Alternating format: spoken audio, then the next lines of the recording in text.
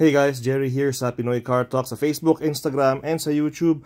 So gusto ko lang ipakita sa inyo itong 2024 Honda CR-V Hybrid in the Touring trim. So gaya nga ng sinabi ko sa mga past videos ko, gusto kong gawan ng video ang bawat 2024 na model ng Honda vehicle na available dito sa Canada as of this time of recording para meron kayong idea kung ano yung mga features tsaka ano yung mga benefits ng mga iba-iba naming Honda na vehicles, no. So this video is primarily for Filipino-Canadians na nakatira sa Canada.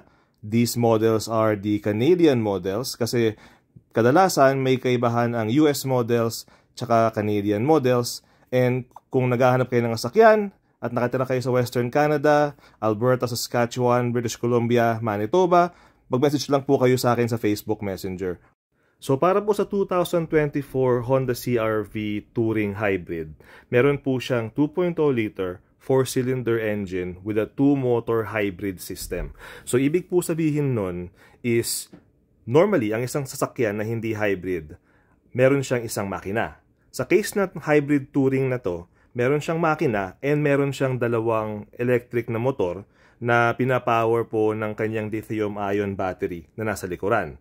So dahil meron siyang dalawang electric motors powered by the lithium-ion battery, yung work na normally gagawin lang sana ng makina is gonna be divided between the makina and yung dalawang electric motors. So ibig pong sabihin nun, mas matipid siya sa pagkonsumo ng gasolina.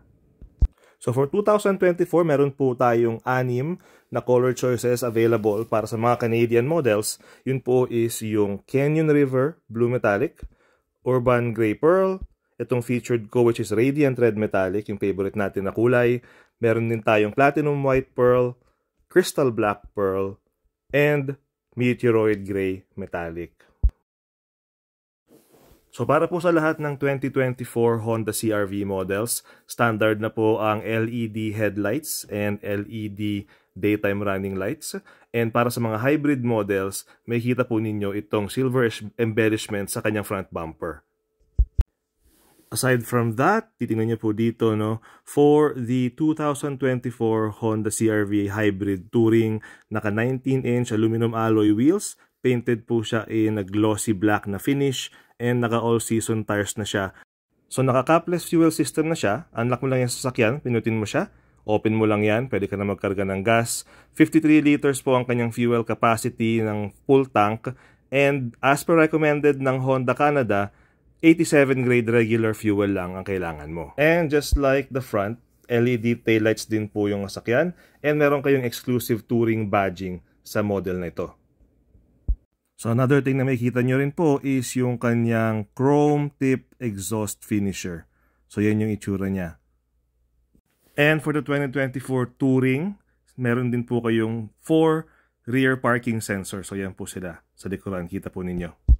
So sa 2024 CR-V Touring Hybrid, meron pong hands-free access ang inyong power liftgate. And then pinutin mo lang to para masara mo yung power liftgate mo ulit pagtapos ka na. Another feature na exclusive sa 2024 CR-V Hybrid Touring is itong perforated leather trimmed na seats niya with the orange accents as you can see there, no? So that's all over the interior ng vehicle po. And meron din kayong dalawang USB-C charging ports. And with the push of a button, meron po kayong heated seats para sa inyong right tsaka left rear passenger. For the 2024 CR-V Touring, meron po siyang blind spot information system, power folding side mirrors din po siya, and painted in a glossy black exterior. And nasa Touring din po yung 8-way power adjustable driver seat. So exclusive lang din po sa Touring Hybrid na trim yung ating 9-inch touchscreen infotainment display system with the built-in GPS navigation. Other features po na meron ay ang inyong dual zone climate control. Meron din kayong wireless charging pad dito, dalawang USB ports as well, and of course heated seats.